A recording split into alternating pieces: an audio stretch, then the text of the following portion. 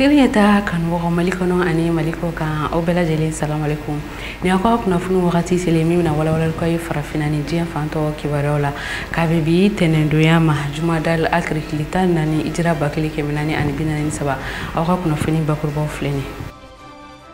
wala sa da dumunu fen kun folo ulu songo kon kana yele ministri min ka kunyo nyeshine do warko ni na fasoro sirawma anga jamana kono ale wele bla je mo batuguma yasa ubseka kuma nyonya ke tugamna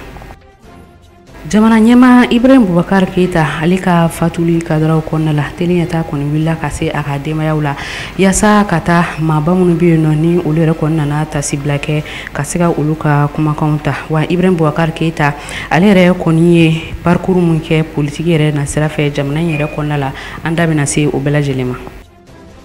tolanci nasrofe kan 2022 la Karido femi Guinée ukaturale ulu sebaya soro Algérie kan femi Mali aleni Gambie feneye uluka tolanci ukera nuli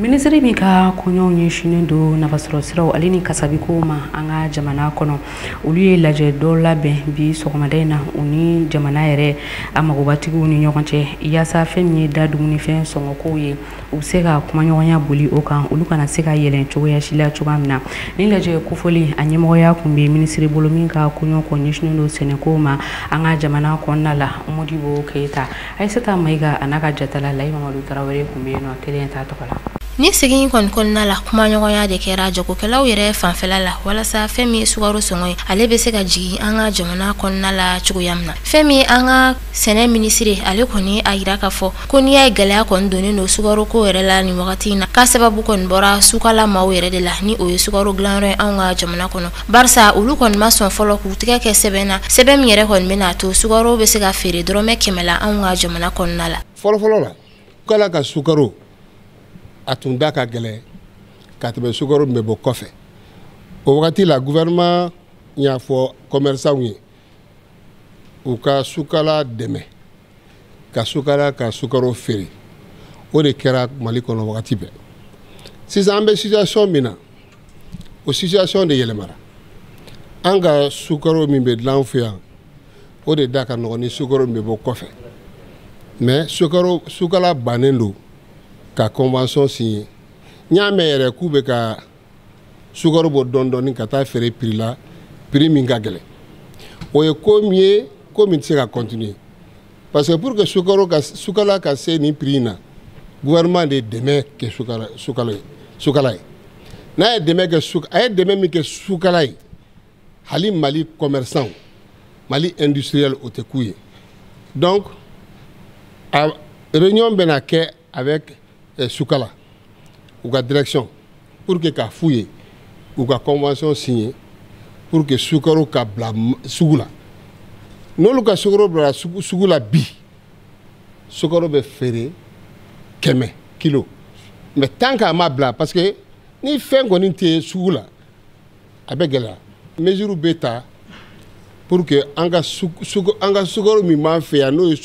Soukala taille ni gouvernement est sukara dema ka fin au sukaro ka bo ka di commerçant consommateur ka soro keme le kilo femi anga jogo kelaw ye na be fo uluma ko commerçant détaillant ulu kon ya yira ka fo ko ulu kon perene no ka sukaro fere dorome keme yere la malidon bela jalen koni kuma nyoyo kon sira ka sabati anga gouvernement mauni sukala yere kon ni nyonche je pense que abora kami fo on va confirmer k'a fɔ ni ala sɔnna ni sukala kɔni ka sukaro jigina sugu kɔnɔ hali n'a jigina sugu kɔnɔ sɔgɔmada in na an b'a feere prix min fɔra bɛɛ bɛnna prix min kan an b'a feere o la mais seulement ministre ye kuma kelen fɔ ne yɛrɛ bɛ n profiter ka tiɲɛ fɔ chinois ye n'a fɔra k'a fɔ ko Mali de sariya sigi yan k'a fɔ ko mɔgɔ si se ka na ni sukaro ye fo i ka sukaro san chinois ka sukaro san sukala ka sukaro san pour que i ka se ka importation ka se ka accorder ye ni a fɔra ko bi sera k'a fɔ ko parce que fɛn dɔ kɛra k'o ɲɛsin an ka jamana ma olu fana b'a fɔ k'u t'u ta feere ko fo a yɛlɛla jamana kɔfɛ feere min na ko f'a ka kɛ ten comme état yɛrɛ bi ko k'u b'u jɔ u jɔyɔrɔ la o kuma diyara anw ye yan kosɛbɛ anw ye distributeur de ye ni ala sɔnna an fana bɛ an jɔ an jɔyɔrɔ la importateur y'a fɔ yan san k'a fɔ ko subvention min accordé la olu ye o sukaro ma don yan fɔlɔ dans 2 semaines normalement o kan ka don mais yan'u ka don fo sukala ta in de ka jigin olu ka se k'o san ka di an ma nɔgɔya la moi je pense que la balle ballon bɛ état de ka kan kɔnɔna na san ka taa négocier chinois fɛ u ka direction fɛ u ka sukaro bila an ka bolo kan ni ala sɔnna maliyɛnw bɛ nɔgɔya min o nɔgɔya bɛ kɛ ni wagati gɛlɛn na an b'a jigiya k'a fɔ ko fo ka bɛn mina sabati an ka jamana ɲɛmaaw ni sukalamaw yɛrɛ cɛ walasa maliden bɛɛ lajɛlen bɛ se ka sukaro sɔrɔ dɔrɔmɛ 100 la cogoya min na Ghana amasari min filɛ ni Faransi kɔnɔna la maa dɔw kɔni bɔra kosɛbɛ ka wuli ka jɔ kɛ nin yɔrɔ kofɔli na yaasa ka u ka dusuma kasa yira ka yira k'a fɔ k'u bɛ jamana an ka jamana ni o ye Mali jamana ye o ɲɛmɔgɔw kɔ ka sabu kɛ CEDEAO ye ɲangini wale min kɔni ta ka ɲɛsin anw ka jamana yɛrɛ ma. Communiqué dɔ senfɛ min bɔra janvier kalo tile 16 san 2022 in na CEDEAO commission o ɲɛmɔgɔ Jean-Claude Cassiburu ale yɛrɛ kɔni a yira bɔlɔlɔsiraw fɛ k'a fɔ ko olu ka dayɛlɛ kɔni yɛlɛnen don Mali ɲɛmaaw ye yaasa u bɛ se ka kumaɲɔgɔnya kɛ kalafiliko ninnu na an ka jamana kɔnɔna la olu bɛ se ka san sɔrɔ cogoya minnu na o kadara kelen kɔnɔna la fɛn min ye Niger ale jamana ɲɛmaa Mohamed Bazoum ale a yira k'a fɔ ko ale yɛrɛ fɛnɛ ka dayɛlɛlen don wa ko sanction min ni a taara ni o ye ɲangini wale min na a taara Mali yɛrɛ jamana kama ko ale yɛrɛ kɔni bɛna a fɛɛrɛw kɛ yaasa o sanction ninnu kɔni ka wuli o kadara kelen kɔnɔna la fɛn min ye CEDEAO jamana ye ni olu yɛrɛ kɔni ye frontière k'olu bɛɛ lajɛlen yɛrɛ kɔni datugu Mali ye a yirala k'a fɔ a kɛra gɛlɛyaba ye nafasɔrɔ sira ta fanfɛla la o sanction kelen nasira ninnu na fɛn min ye pankuru ni o ye compagnie aérienne Air France olu fɛnɛ kun ye u ka pankuru tani ka segin ka o jɔ nka u ka nimisaw tilala ka bonya tuguni u ye a yira k'a fɔ ko olu kɔni bɛ fɛ u ka pankuru ka tani ka segin ka o kɔni daminɛ an ka jamana kɔnɔna la u tɛmɛna Moritani de fɛ. An ka jamana gouvernement ma u ko ko u dusuma kasalen u bɛ maa bɛɛ lajɛlen ladɔnniya k'a fɔ an ka jamana ɲɛmaakɔrɔ Ibrahim Boubacar Keita ale yɛrɛ kɔni fatura ni karidonya n'o o bɛna janvier kalo tile 16 san 2022 yɛrɛ ma Bamako kɔnɔna la u ko ko o kadara de kɔnɔ ko u bɛ tasibila kɛ ka ɲɛsin Ibrahim Boubacar Keita a ka denbayaw bɛɛ lajɛlen ma ko ni ala sɔnna ma fɛn min ye sukonya kunnafoniw ye ko u bɛna communiqué wɛrɛw kɛ yaasa ka se ka o da bɛɛ lajɛlen tulo kan. An ka jamana ɲɛmaakɔrɔ Ibrahim Boubacar Keita ale kɔni fatura kabini kunungo karidonya ye janvier kalo tile 16 sɔgɔmadafɛya fanfɛlaw la a kɛra bana kuntagalajan dɔ sababuya la fɛn min ye nin ma kofɔlen ye ni bɛɛ lajɛlen yɛrɛ kɔni kun b'a a wele ko IBK a yɛrɛla k'a fɔ politiki ko nasiraw la an ka jamana yɛrɛ kɔnɔna la ko a ye baara caman kɛ nin yɔrɔ kofɔlen ninnu na wa a jɔyɔrɔ yɛrɛ fɛnɛ bonyana jamana yɛrɛ joli fo ka taa se a politiki ko nasiraw ma an ka jɛ ka Ibrahim Boubacar Keita ka bɔ a ka bɔliw la an ka jamana kɔnɔ fo ka taa se a ka fatuli ma a ye baara mun kɛ an ka jɛ ka o lajɛ. Ibrahim Boubacar Keita bangera janvier kalo tile 29 san 1945 kucala kɔnɔna la a furula Aminata Mayiga ma den 4 o b'a bolo. Ibrahim Boubacar Keita ale taara Faransi jamana kɔnɔ ka a si to san 13 bɔyɔngo la o rɔkofili min na ni a kɔni taara a ka camancɛ kalanw kɔni kɛ ni o de ye lycée ye a bɛ fɔ lycée min ma ko Janson de Saheli Paris yɛrɛ kɔnɔna la ale ni lycée Askia Mohamed Bamako a ye kalan kɛ faculté des lettres de l'université Dakar yɛrɛ kɔnɔna la ale ni université Pantelon Sorbonne a seginen kɔ ka bɔ Faransi san 1986 wagatiw la a nana sen do jɛkulu la a bɛ fɔ min ma ko Parti africain pour la solidarité et la justice ni o de ye ADEMA PSG jamana ɲɛmaakɔrɔ Musa Tarawele ale ka fanga ɲɔngiriliw kɔni kɔfɛ san 1991 wagatiw la a kɔni kɛra Alpha Umaru Konare ni ale yɛrɛ fɛnɛ kun ye jamana ɲɛmaa ye o ka directeur de campagne adjoint ye o kalafiliw kɔnɔna la ni o kɛra mai kalo la san 1992 kalafiliw kɔni kɔfɛ ni Alpha Umaru Konare ale yɛrɛ kɔni sebaya sɔrɔ ale kɔni kɔni ye a kɛ conseil diplomatique ye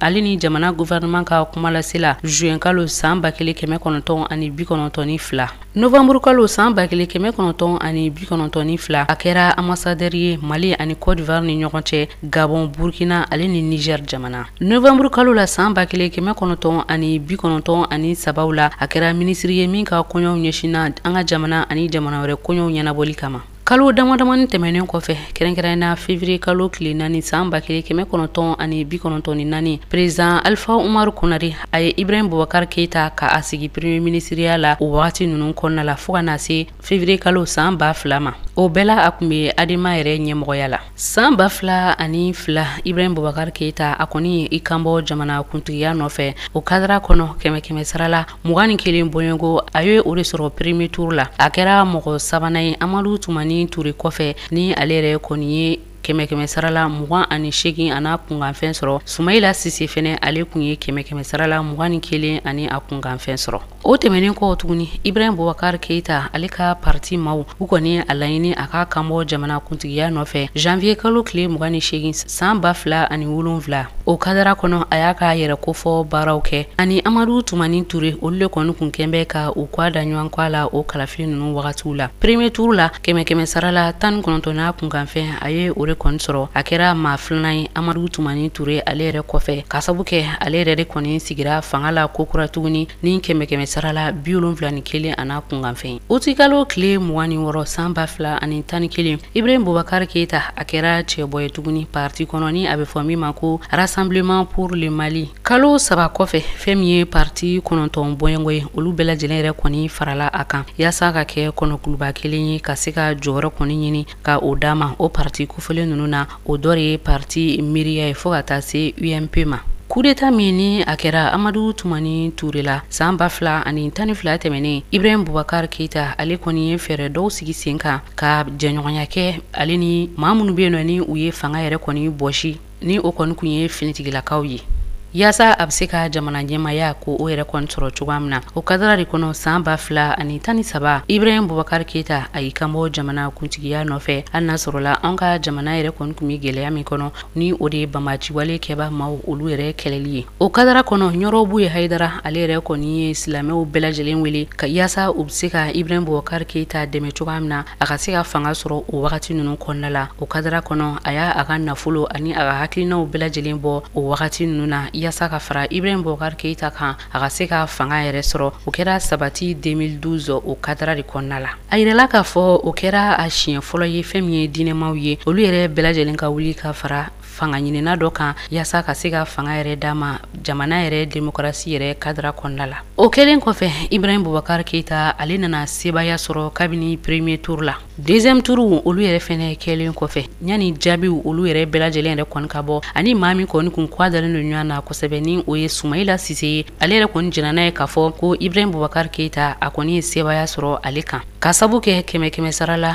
IBK ale yɛrɛ kɔni ye 77 n'a kunkanfɛn sɔrɔ. Sumaila Sise ale ta kɛra kɛmɛ sara la 22 ana kunkanfɛn. Septembre kalo tile 4 san 2013 a ye kalekanw kɔni kɛ Cour suprême maaw ɲɛkɔrɔ. Juillet kalo tile 19 san 2018 jamana ɲɛma Ibrahim Boubacar Keita ale yɛrɛ kɔni ye i kunda Kidal kan yaasa ka taa bɔ o de kofɔlen ninnu na. Waati kelen y'a sɔrɔ Kidal yɛrɛ kɔni k'u minɛnen don bamaciwale kɛba maaw fɛ a bɛ fɔ minnu ka jɛkulu ma ko SEMA. O kɔfɛ a tilala k'i kanbɔ jamana kuntigiya yɛrɛ nɔfɛ kokura tuguni mai kalo tile 28 san 2018 hali n'a sɔrɔla jamana ɲɛma Ibrahim Boubacar Keita ale ka fanga wagati kɔni na a kɛra gɛlɛya caman ye jamana yɛrɛ ma ka sabu kɛ yɛlɛmaliw caman kɔni kɛra ministri ɲɛma 5 bɔɲɔngo olu de kɔni yɛlɛmara a ka wagatiw la wa fɛn min ye gouvernement yɛrɛ o yɛlɛmara fo siɲɛ 7 ka fara yuruguyurugu walew ale ni waleya caman wɛrɛ kan minnu kun bɛ jamana kɔnɔ o wagati ninnu na. O kalafili wagati ninnu na san 2018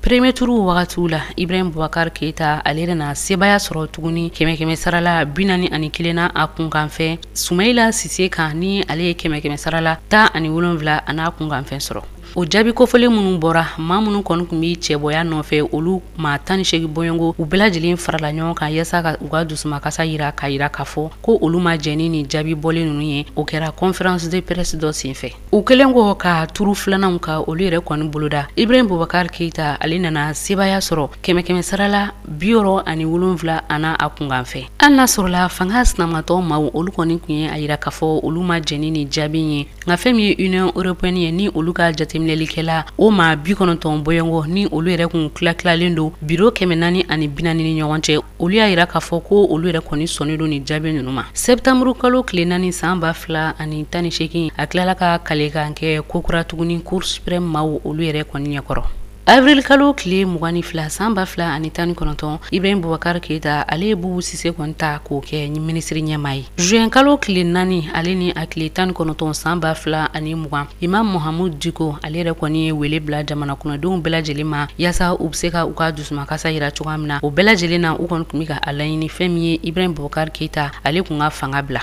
wulikajɔw caman kɛra o kadara kɔnɔna la o de senfɛ juma o juma u kɔni kun bɛ bɔ yasa k'a yira Ibrahim Boubacar Keita la a ka fanga yɛrɛ kɔni bila o wagati kelen ninnu kɔnɔna la fɛn min ye lakɔli karamɔgɔw ye olu ye grève kɛ a kɛra sababu ye fantanya o nana jamana yɛrɛ kɔnɔna la kɛlɛw olu caman kɛra filaw ale ni dɔgɔnɔw ni ɲɔgɔn cɛ ale ni gɛlɛya caman wɛrɛ minnu ni olu yɛrɛ jigira anw ka jamana yɛrɛ kan o wagati ninnu kɔnɔ utikalo tile 18 san 2020 nɛgɛ kaɲa 16 wagati Ibrahim Boubacar Keita ale n'a ka ministre ɲɛma Bubu Sise fɛn min ye maaw ye minnu ni olu yɛrɛ kɔni kun ye finitigilakaw ye olu nana ni maa kofɔlen 2 ninnu minɛ ka taa n'u ye k'u bɔ fanga yɛrɛ kɔni na k'u kunda n'u ye kati yɛrɛ kan kɛrɛnkɛrɛnna ka militaire Sunjata Keita min bɛ yen nɔ ni o ni Bamako cɛla bɛ taa jɔ kilomètre 15 bɔɲɔnko la u ka minɛli o su filanan jamana ɲɛma Ibrahim Boubacar Keita ale yɛrɛ kɔni ye kumakanw di k'a yira k'a fɔ ale yɛrɛ kɔni bɔra fanga la wa a ka fanga gouvernement maa bɛɛ lajɛlen fo ka taa se wasadenw ma ko a ye o bɛɛ lajɛlen yɛrɛ kɔni bɔ a ma o bɛɛ lajɛlen tɛmɛnen kɔfɛ septembre kalo tile fɔlɔ san 2020 Ibrahim Boubacar Keita ale yɛrɛ kɔni ye gɛlɛya dɔw sɔrɔ a ka kɛnɛya ta fanfɛla la tile 4 kɔfɛ a kɔni ye i kunda Abu Dhabi kan yasa a bɛ se ka taa furakɛli dɔw kɔni kɛ a la cogoya minnu na nka fɛn min ye finitigilaka minnu bɛ yen nɔ ni olu yɛrɛ kɔni ye fanga bɔsi olu y'a yira k'a fɔ a tɛ se ka tɛmɛ kalo 3 yɛrɛ kɔni kan o furakɛlikɛyɔrɔ ninnu na o kadara de kɔnɔna la octobre kalo tile 21 san 2020 Ibrahim Boubacar Keita ale seginna ka na Bamako yɛrɛ kɔnɔna la janvier kalo tile 16 san 2022 in kɔnɔna la fɛn min ye Ibrahim Boubacar Keita ale ka denbayaw u kɔni ye maaw kɔni bɛɛ lajɛlen ladɔnniya k'a fɔ ko Ibrahim Boubacar Keita ale yɛrɛ kɔni fatura ka sabu kɛ bana kuntagalajan dɔ ye Ibrahim Boubacar Keita ale ka fatuli kunnafoniyaw yɛrɛ kɔni dilen kɔfɛ fɛn min ye maabaw caman ye an ka jamana kɔnɔna la olu yɛrɛ kɔni wulila ka taa tasibila kɛ a ka denbaya la ministre b'u la fo ka taa se ministre kɔrɔw ale ni ministre kuraw ale ni IBK yɛrɛ a jɛɲɔgɔn caman olu kun bɛ a ka denbaya la bi sɔgɔmada in na yasa ka taa tasibila kɛ ka ɲɛsin a ka denbayaw ma Ali Kulibali ni Sarifu Ɲare olu le kun bɛ IBK ka denbaya la yasa ka se ka nin ma kofɔlen ninnu ka kuma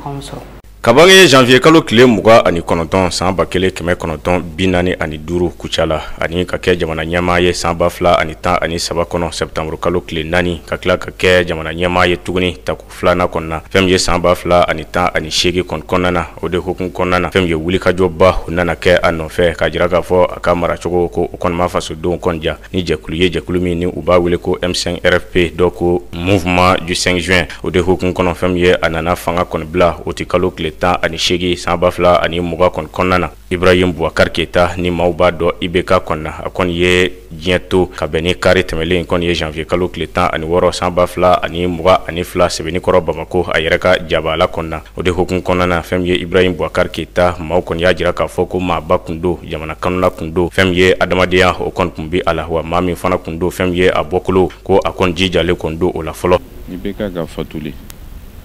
a bɛ anw miiri la taa IBK tun ye maa sugu min ye miiri fɔlɔfɔlɔ ye min ye fɔlɔ maa tun don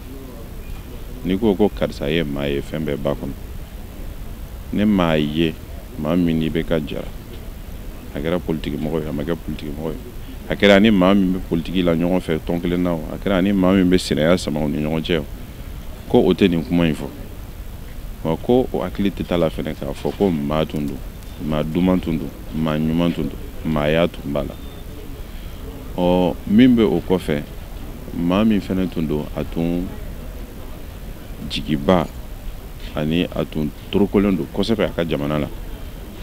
I bɛ se ka fɛn bɛɛ fɔ i bɛ kama mɛn k'a fɔ k'a tɛ jamana in fɛ ma dilan ni maa bɛ se k'o fɔ wa n'a b'o mɛn maa da fɛnɛ. Sabanan an bɛ dugawu kɛ a ka tanyani a ka kɛ sababu ye ka jamana kɔnɔdenw sɔgɔ ɲɔgɔn na. Donc n y'a fɔ sisan n ko a yɛrɛ bɔra fanga la cogoya min na o ye misali ye ka se an bɛɛ ma. A ma kɛ ni wɔyɔ ye, a ma kɛ ni kɛlɛ ye, a ma kɛ ni foyi. Jamana kɔnɔdenw ye danaya d'an kan. Kow kɛra cogoya min na n y'a ye n den kɛrɛfɛ a ka ɲi jamana ma. A y'o fɔ a ka kuma kɔnɔ bɛɛ y'o mɛn. An tɛ dugawu kɛ ale ka fatuli a ka kɛ sababu ye ka jamana kɔnɔdenw sɔgɔ ɲɔgɔn na. N bɛ dugawu kɛ Madame Keita Aminata Mayiga, an bɛ dugawu k'a ye.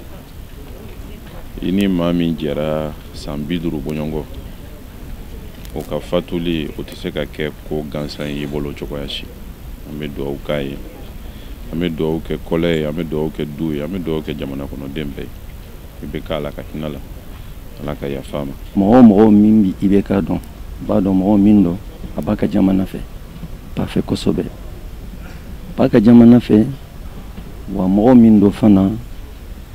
mɔgɔ min don a bɛ mɔgɔw dɛmɛ kosɛbɛ. Mɔgɔ min don a t'a yɛrɛ fisa ni tɔ ninnu ye. Mɔgɔ min don a b'i ye kɛnɛw bɛɛ kan i n'a fɔ bana, denkundi, kungo min bɛ Mali kɔnɔ n'a sen kan ka taa yɔrɔ min sauf si n'a bɛ mission la a bɛ taa o yɔrɔ la. Mɔgɔ min don fana comme ale yɛrɛ b'a fɔ a ka discours la tuma bɛɛ fanga fa t'ale la mais Mali fan fa de b'ale la. Kɔrɔ mɔgɔ min don a b'a ka jamana fɛ. Ni ne tɛ mɔgɔ bɛɛ de y'a fɔ ne kɔni y'o constater a la. Wa mɔgɔ min don fana politiki fan fɛ comme n y'a fɔ cogo min adamaden i bɛ se ka kɛ fɛn bɛɛ ye, i bɛ se k'i ka jamana fɛ, i bɛ se ka mɔgɔw dɛmɛ, i bɛ se k'i kungo fɔ mɔgɔw ye ka mɔgɔw kungo solution fɛn k'a la mais politique ye fɛn wɛrɛ de ye. Donc à un moment donné ani mɔgɔw caman donna ɲɔgɔn na o kɔni ni donna jamana ɲɛfɛ a kɛra cogo cogo fili de bɛ se ka sɔrɔ a la mais n b'a dɔn ne kɔni min b'a dɔn kosɛbɛ a ye ne utiliser ka kɛ ministre ye min kɛra Mali kɔnɔ a ma bɔ ale la i b'a sɔrɔ a bɔra mɔgɔ wɛrɛ la c'est sûr et certain o de jouera ka kosɛbɛ janfan ko b'a la fɛn wɛrɛ ko b'a la n'a danna ale ma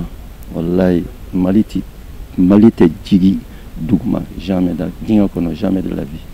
N b'a fɔ Ala ka hinɛ la Ala ka yafa ma k'a dayɔrɔ suma. Bon ne yɛrɛ ye n ka service fan caman kɛ baara la ale kɛrɛfɛ kabi a bɛ premier ministre ya la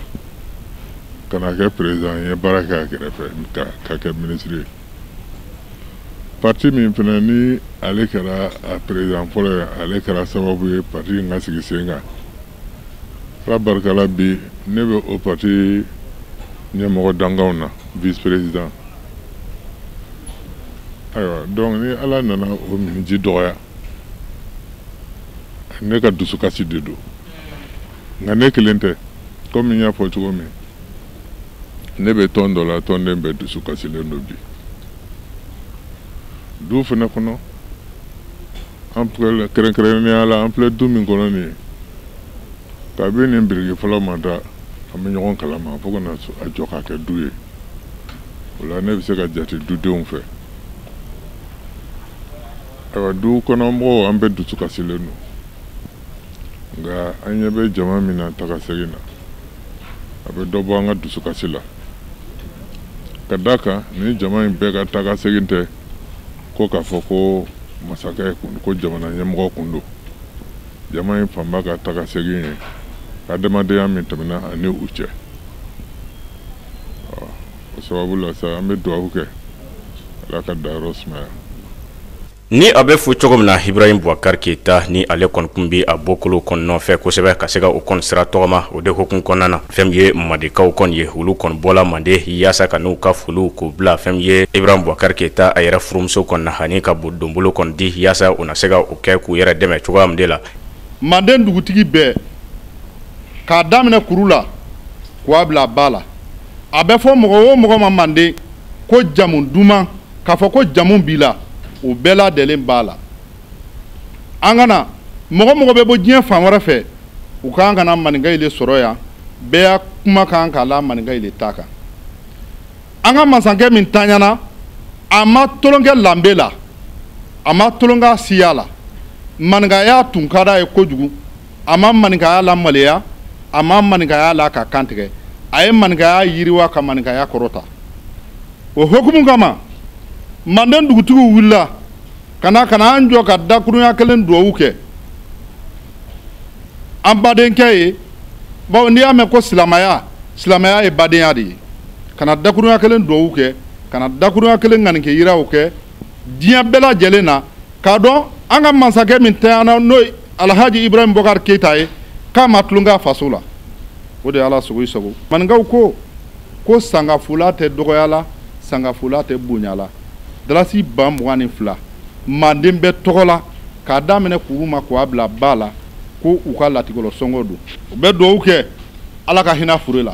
o kɔfɛ ina ye k'a fɔ fɛn ye dugutigilakaw n'u ye Bamako yɛrɛ tutigɛbaw ye fo ka taa se fɛn ye jɛkulu min kun sigilen don IBK yɛrɛ kanu kama n'u b'a fɔ IBK kanu ani ka taa se fɛn ye jamanaden caman wɛrɛ kɔni ma ninnu bɛɛ lajɛlen ye wuli ka jɔ kɛ yaasa ka se ka na u ka folikɔn kɔni kɛ ani k'u ka sangafo bɛɛ lajɛlen kɔni kɛ Aminata Mayiga kɔni ye cogoya min de la ani k'a fɔ ko Ibrahim Boubacar Keita ko maaba kɔni kun don wa fɛn ye maa min don fasoden bɛɛ lajɛlen ka yafa a kɔni ma anw ni IBK an jɛra jamana ko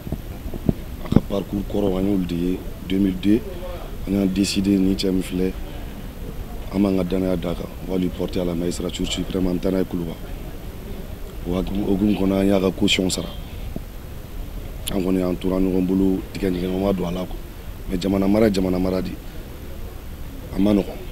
dɔ bɛ ɲɛ i n'a fɔ dɔ bɛ tiɲɛ donc kunu an ye banni in mɛn franchement a y'an bɛɛ bɔ an cogoya la bon IBK mouvement mɔgɔ bɛɛ lajɛlen tɔgɔ la Mali kɔnɔ Mali kɔ kan an nana ka na tasibila kɛ IBK ka denbaya ye Ala ka hinɛ a la Ala ka dayɔrɔ suma ka yafa ɲini maliyɛn cɛ n'a muso fɛ jamana mara de don dɛ président ta bɔra a la bɛɛ ka yafa a ma n'a ta jɛ min na Ala ka nɔgɔya kiba kanu kosɔn don laharama kosɔn sallallahu Muhammadu nka jamana Ala k'a kisi kisibaga Ala k'u kisi kiba kanu kosɔn don laharama kosɔn sallallahu Muhammadu ayiwa an bɛ duwawu k'a ye fɔlɔ Ala ka hinɛ na ka yafa k'a ma Ala ka dayɔrɔ suma Ala ka fara mɔgɔ tɔ jɔn kan a y'an ko min Ala k'o nɔgɔya an bɛ taa jɛ min Ala k'o nɔgɔya Ala k'an yɛrɛ ɲɛ k'an ta don kɔnɔ ya Rabbi Ala Ala ka mɛn ka saraka bɔ a ye ayiwa Ibrahim Keita tun y'an ka président ye inshallah an kɔni tun b'a fɛ dɛ an tun b'a fɛ a ye baara fana kɛ a ye baara kɛ dɛ a ye min kɛ a kɛra Ala ɲɛna parce que a tun kɔnɔ jɛlen don a bolo labilalen don a bɛ hɛrɛ kɛ bɛɛ ye fo ni mɔgɔ min m'a ye an bɛ o duwawu k'a ye Ala k'o ka aljana sɔrɔ ye duwawu de bi kɛ Ibrahim Boubacar Keita ye fɛn ye Ala na se ka a da yɔrɔ kɔni sumaya cogoya min na ani k'a jigi yɔrɔ kɔni ɲɛ ani silamɛsiw bɛɛ lajɛlen ani an yuru minnu bi yan ka se ka an fana kɔni ɲɛ k'an ka don kɔni ma kɔnɔ cogoya min de la Ibrahim Boubacar Keita Ala ka fɛn ye hinɛ a la an bɛ duwawu de kɛ Ibrahim Boubacar Keita Ala ka hinɛ ani silamɛfuruw bɛɛ lajɛlen na kabini san 2012 fɛn min ye anw ka jamana ye a kɔni bi kɔlɔlɔ kɔnɔna la kɛrɛnkɛrɛnna Bamaji wale kɛba maaw olu ka waleya jugu kɔnɔna la o kadira de kɔnɔ a kɛra sababu ye fɛn min ye Bamaji wale jɛkulu caman ye olu yɛrɛ kɔni bangera o yɔrɔ kofilen ninnu kɔnɔna la hali fɛn min ye Libi jamana o kɛlɛw ye olu bɛɛ lajɛlen mi don nin kadira kelen de kɔnɔna la ka taa janvier kalo tile 17 san 2012 fo ka na se janvier kalo tile 17 san 2022 ye an ka jamana a bɛ kɔlɔlɔ minnu kɔnɔ Amadu Ɲamile a bɛna a da se o kuma ninnu ma janvier kalo tile 17 san 2012 maramafɛn tabaka jɛkulu walima an bɛ se k'a fɔ jamana bɔrɔtɔ jɛkulu dɔ ni a bɛ fɔ a ma MNLA burudama yɛrɛ tɔgɔ la minnu kɔni nana bi anw yɛrɛ ka jamana kan min yɛrɛ kɛlɛw daminɛna janvier kalo tile 17 san 2012 hali ni y'a sɔrɔ u ni maaw kɔni jɛra ka nin baara cɛjugu kɔni ta ka anw yɛrɛ ka jamana sɛgɛrɛ ni an bɛ se k'a fɔ ma jatigɛwale jɛkulu dɔw don kɛrɛnkɛrɛnnenya la min ye ansardini ye ka taa se akimi ni mujaw ma ninnu bɛɛ lajɛlen farala MNLA ka a donni kɔni kama ka kɛlɛ yɛrɛ ta ka ɲɛsin anw ka jamana ma wa an bɛ se k'a fɔ ma murutilen walima burudamɛw u ka kɛlɛ yɛrɛ ta ko duruna ka ɲɛsin an yɛrɛ ka jamana ma a kɔni kɛlɛ fɔlɔw daminɛna kabiri janvier kalo yɛrɛ tile 17 san 2012 kɛrɛnkɛrɛnnenya la an ka jamana kɔgɔdugu dugu saba kɔni bɛ yen nɔ gwɛlɛya nana se olu bɛɛ lajɛlen ma ɲɔgɔn fɛ ni o dɔ ye Agilok ye ka taa se Menaka yɛrɛ ma ani Tesalita donni kama an ka finitigilakaw minnu kɔni bɛ nin yɔrɔ kofɔlenw na u caman kɔni nana bɔnɛ u ni na kuma min na o waleya cɛjugu kɔni nana ta ka ɲɛsin an yɛrɛ ka jamana ma o nana kɛ gwɛlɛya ye ka ɲɛsin an yɛrɛ ka jamana finitigilakaw ka hakaja ka taa se jamana yɛrɛ marabaw ma a donni kama Amadu Tumani Ture ale de kɔni tun bɛ fanga la murutiw kɔni nana boloda ka ɲɛsin ale yɛrɛ ma min kɔni kɛra sababu ye k'ale yɛrɛ ka fanga daraki marisi kalo yɛrɛ la san 2012 yɛrɛ waati kelen fɔnkɔɲɔgɔnkɔ yɛrɛ nana don Mali yɛrɛ finitigilakaw ni ɲɔgɔn cɛ fugulan binkɛnɛmatigiw ka taa se fugulan bilenmatigiw ma min kɔni kɛra gwɛlɛyaba ye ka ɲɛsin an yɛrɛ ka finitigilakaw ma n'o kɔni kɛra sababu ye maramafɛn tabaga jɛkulu minnu kɔni tun bɛ ka an ka jamana yɛrɛ kɔgɔduguyanfan minɛ ka taa se jatigɛwale kɛbaa minnu nana fara u kan olu kɔni nana cɛsiriw bila sen kan an ka jamana yɛrɛ kɔgɔdugu duguba saba in bɛɛ lajɛlen minɛ n'o de ye Kidali ye Gawo ka taa se Tɔnbukutu ma ninnu kɔni bɛɛ lajɛlen nana kɛ u yɛrɛ ka mara kɔnɔna na wa avril kalo tile 6 san 2012 MNLA kɔni bɛna dantigɛli kɛ ka yira k'a fɔ kɛlɛw kɔni jɔlen filɛ nin wa ale yɛrɛ a ka dama jamana sɔrɔ jamana min ni a bɛ fɔ o ma ko Azawad ni Tɔnbukutu ni Kidali ni Gawo bɛɛ lajɛlen bɛ i yɛrɛ sɔrɔ o kɔnɔna na kɛlɛ min kisɛ nɔ kan an ka jamana finitigilakaw ka taa se nantanjɛw ma olu maa caman olu nana bɔnɛ u ni na o cogoya kelen na maa caman kɔni fɛnɛ bɔra an yɛrɛ ka jamana kɔnɔna na minnu ni u turu sigi an yɛrɛ kɛrɛfɛ jamanaw kan min kɔni kɛra degunba ye ka ɲɛsin an ka jamana ma san 2012 yɛrɛ waatiw hali ni y'a sɔrɔ o waati kelen maramafɛn tabaga jɛkulu min nana bi an ka jamana kan walima an bɛ se ka fɔ jamana bɔrɔtɔla minnu nana bi an ka jamana kan ni a bɛ fɔ a ma ko MNLA olu ni jatigɛwale yɛrɛ kɛbaw olu nana kari ɲɔgɔn na n'o dɔ ye ansardini ye ka taa se mujaw ma akimi ni mujaw ka taa se ansardini ma u kɔni nana bari kɔni don MNLA yɛrɛ la ka MNLA kɔni gɛn ka bɔ jamana yɛrɛ kɔgɔduguyanfan bɛɛ lajɛlen fɛ ni ka u minɛ k'u k'u yɛrɛ sago ye kuma ɲɔgɔnɲɔgɔn kɔni bɛ bila sen kan fo kana se fo janvier kalo yɛrɛ tile 9 ma san 2013 Mali finitigilakaw ni jatigɛwale yɛrɛ kɛbaw bɛna kari ɲɔgɔn na kɔna yɛrɛ ni o kɔni bɛ kɛ gwɛlɛyaba ye hali ni y'a sɔrɔ Faransi yɛrɛ finitigilakaw a jirala k'a fɔ wele kɔni bɛ bila olu ma olu kɔni bɛna i balamini anw yɛrɛ ka finitigilakaw ani jatigɛwale yɛrɛ kɛbaw ni ɲɔgɔn cɛ min kɔni bɛ kɛ muguci kɔni a sen fɛ wa maa caman yɛrɛ bɛ bɔnɛ a nin na kɔnakaw fɛ yen nɔ ka taa se jabali yɛrɛ fanfɛla ma minnu ni gɛlɛyaba tun bɛna ɲɛsin Mɔpti ani Segu jamana yɛrɛ ma jatigɛwale kɛbaw kɔni bɛ carin ka taa Mali yɛrɛ fan caman fɛ kɛrɛnkɛrɛnnenya la jamana kɔgɔduguyanfan fɛ hali ni y'a sɔrɔ u kɔni bɛ ti i daga kulu dɔ la ni a bɛ fɔ a ma ci gargara nin kulu kofɔlen kɔni kɛlɛ kɔni bɛ ta ka ɲɛsin a yɛrɛ ma Faransi yɛrɛ finitigilakaw ka taa se Cadi yɛrɛ finitigilakaw ma hali ni y'a sɔrɔ u bɛɛ lajɛlen kɔfɛ jatigɛwale kɛbaa ninnu gɛnnen kɔni ka bɔ an yɛrɛ ka jamana kɔgɔduguyanfan fɛ MNLA ni olu yɛrɛ ye jamana bɔrɔtɔba ye olu kɔni bɛna Kidali yɛrɛ minɛ ka k'u yɛrɛ ta ye hali ni y'a sɔrɔ kuma ɲɔgɔnɲɔgɔnw kɔni bɛ taa bila sen kan Wagadugukaw fɛ yen nɔ min bɛ se ka kɛ sababu ye kalafili yɛrɛ bɛ kɛ kalafili kɔni bɛ labɛn o kɔfɛ an yɛrɛ ka jamana kɔnɔna na Ibrahim Bokar Keita ale bɛna sebaaya sɔrɔ o kalafiliw la olu bɛɛ lajɛlen kɔfɛ mai kalo la san 2014 gwɛlɛyaba bɛna don Mali yɛrɛ finitigilakaw ni MNLA ni ɲɔgɔn cɛ min bɛna kɛ Kidalikaw yɛrɛ fɛ yen nɔ ni a bɛ kɛ sababu ye an ka finitigilakaw yɛrɛ caman bɛ bɔnɛ a nin na o donni kɔfɔlen kama Musa Mara ka tagali dɔ senfɛ Musa Mara min tun ye an yɛrɛ ka jamana marabolo ɲɛmaa ye olu bɛɛ lajɛlen kɔfɛ sigikafɔw kɔni bɛna kɛ Algérie yɛrɛ jamana kan ni a bɛ fɔ a ma accord d'Alger tɛgɛnɔw kɔni bɛna bila sɛbɛnfura yɛrɛ la an yɛrɛ fɛ Bamakɔ yan nɔ mai kalo tile 15 ka taa se juin kalo yɛrɛ tile 20 ma san 2015 min kɔni bɛ kɛ sababu ye ka kɛlɛ yɛrɛ sonsoro an yɛrɛ ka jamana bɔrɔtɔ jɛkulu min filɛ nin ni a bɛ fɔ a ma ko MNLA ka taa se an yɛrɛ ka finitigilakaw ma o bɛɛ lajɛlen kɔni kɔfɛ i bɛna ye k'a fɔ gwɛlɛya caman kɔni ye anw ka jamana yɛrɛ sɔrɔ bari jatigɛwale jɛkulu maa minnu ni u kɔni jɛnsɛra olu nana kɛ k'u labɛn jamana yɛrɛ fan caman fɛ min nana kɛ sababu ye siya yɛrɛ damaw ka fɔnkɔ ɲɔgɔn kɔ walima kabila yɛrɛ damaw ka fɔnkɔ ɲɔgɔn kɔ k'o gwɛlɛyaba lase anw ka jamana ma hali ni y'a sɔrɔ an bɛ don min na i ko bi jamana kɔni bɛ ka cɛsiriw bɛɛ lajɛlen bila sen kan min b'a to lakana o na se ka sabati an yɛrɛ ka jamana kan cogo min na janvier kalo tile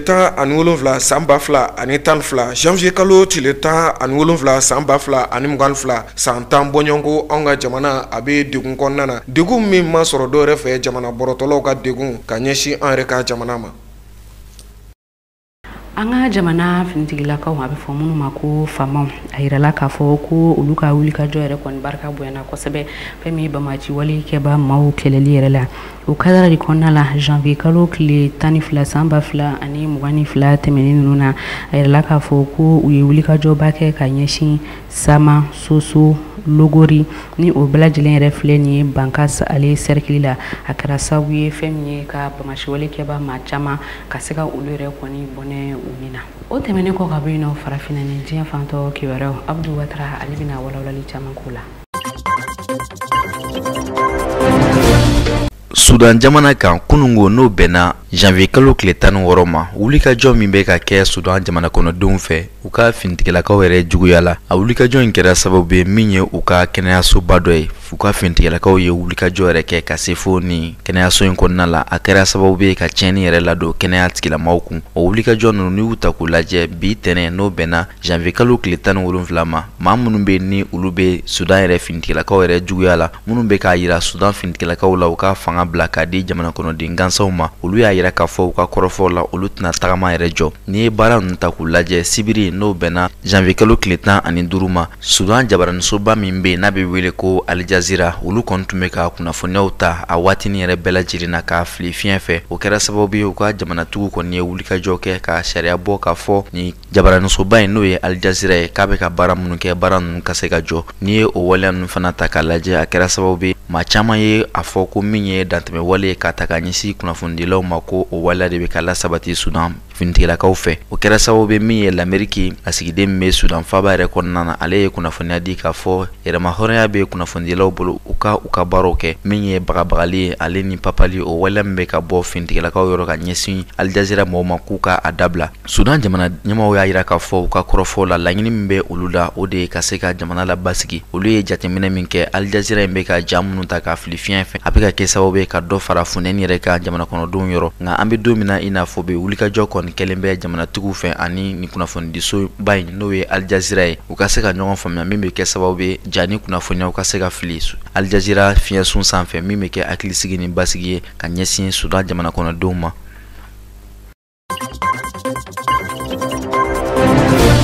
Libi jamana kan bi tɛnɛ n'o bɛnna janvier kalo tile 17 ma Libi marabolo min bɛ n'a bɛ wele ko Tobruk n'o yɛrɛ bɛ Libi yɛrɛ kɔrɔyan fan fɛ u ka jamana ɲɛmaaw kɔni ye sigi kɛ sigi min kɔnɔna na u bɛ n'u da don waleyaw la waleya min bɛna kɛ sababu ye min ye dɔ ka se ka fara u ka jamana yɛrɛ marali janya yɛrɛ kan ale ni kalafili koɲɛw ka se ka labɛn nka a yirala fana k'a fɔ dana don waleyaw la min bɛ tali kɛ u ka marabolo ɲɛmaa Abdelhamid Deba la ale ka se ka bɔ marabolo ɲɛmaaya la a kɛra sababu ye maa 15 ɲɔgɔnbɔɲɔgɔnko olu kɔni ye sigi kɛ ka se ka hakili falen kɛ hakililajigi la u ka wasabolo ɲɛmaaba n'o ye Agila Saleh ale fana ye wulikajɔ caman kɛ ani Marshal Haftar olu ye barosigi kɛ ka se ka ɲɛfɔli kɛ hakilina ni laɲini minnu kan ka ta ka bila sen kan ka sababu kɛ kalafiliw bɔlen kɔ a ma yɛlɛma kura minnu kan ka don baaraw ta cogoya la min bɛ kɛ sababu ye u bɛɛ lajɛlen ka se ka ɲɔgɔn faamuya marabolo kura ka se ka sigi marabolo min bɛna kɛ sababu ɲuman ye ka se ka kalafiliw yɛrɛ labɛn o kɛra sababu fana ye u ye wulikajɔ bila sen kan ka taa Libi faaba la n'o ye Benghazi Khalifa Haftar u n'o fana sera ka sigi ka kuma kɛ hakilina ninnu bɛɛ lajɛlen nana fara ɲɔgɔn kan u nana ye k'a fɔ u ka sigi ka kuma ka ɲɔgɔn faamuya min bɛ kɛ sababu ye marabolo kura ka se ka sigi marabolo kura in sigilen fana kɔfɛ min ye sɛbɛnfura ye sɛbɛnfura minnu bɛ ɲɛkun kilinaw yira k'a fɔ nin waati in na kalafiliw ka se ka kɛ nin waati in na kalafili sɛbɛnw ka labɛn jaabi mana bɔ o kɔnɔ u ka se ka o da diɲɛma kulo kan walasa Libi ka se ka bɔ nin gɛlɛya in kɔnɔ.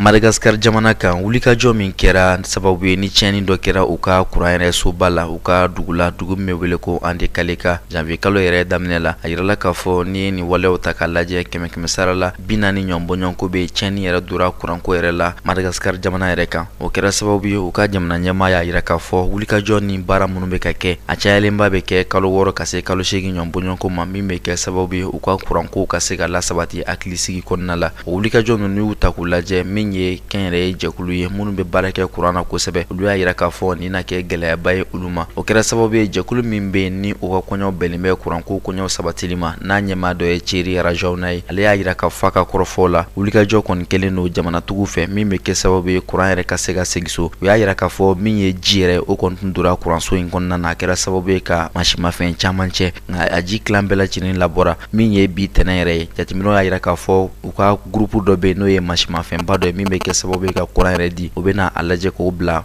baara la bi n'o sera ka baara kɛ u na kɛ sababu ye yɔrɔ caman bɛ olu na se ka kuran sɔrɔ nka min ye kuranko yɛrɛ a ka se ka kɛ hakilisigi ni basigi la u ka marabolo kuranko ka se ka na a minɛnkɔrɔ kɔnɔna la sani u ka sabati ko waati jan kan ka kɛ sani o waleya ninnu ka se ka bila sen kan kɛnyɛrɛye jɛkulu ale ni jɛkulubaw olu caman bɛ yen min ye gurupu ye o bɛ ka taji kɛ o de la ka se ka to k'u ka baara kɛ ni a ye o y'a yira k'a fɔ o fana ye gɛlɛyaba ye olu ma ka sababu kɛ koronavirisi bana min nana bin olu kan o kɛra sababu ye k'olu ka sɔrɔ yɛrɛ nagasi kosɛbɛ nka Madagascar jamana ɲɛmɔgɔw fana y'a yira k'a fɔ olu kɔni na u seko bɛɛ lajɛlen kɛ walasa kuran ka se ka segin ka na Madagascar jamana kɔnɔ kuranlabaarakɛlaw olu ka se k'u ka baaraw kɛ hakilisigi ni nimisiwasa kɔnɔ. Farafinna dolanciba min bɛ n'a bɛ wele ko CAN a wulikajɔ ni a ɲagaɲaga baaraw la min ye Algérie jamana ye kunungo n'o bɛnna janvier kalo tile 16 ma san 2022 Cameroun faaba la n'o ye Douala ye Algérie kɔni ye dugumasara kɔni cɛ ka sabu kɛ nin ye a dolanci 35 ye a ma deli ka dugumasara cɛ min ye Guinée équatoriale ye olu kɔni ye sebaya sɔrɔ Algérie jamana ka 1-0 a wulikajɔ bɛna kɛ sababu ye min ye janvier kalo tile 20 nata ye Algérie jamana kan ka i seko bɛɛ lajɛlen kɛ ka se ka Côte jamana ci walasa a ka se ka qualifier ka taa 8e de finale la o baaraw fana na min ye Mali ni Gambie jamana ye olu fana ye ɲɔgɔn sɔrɔ kunungo olu ka dolanci kɔni labɛnna 1-1 na hali n'a yirala k'a fɔ u ka dolan kunfɔlɔw la u bɛɛ lajɛlen ye sebaya sɔrɔ nka min ye dolanci nataw yɛrɛ ye u bɛɛ lajɛlen kan ka se ka u jija ka jɔyɔrɔba fin walasa u ka se ka taa 8e de finale la.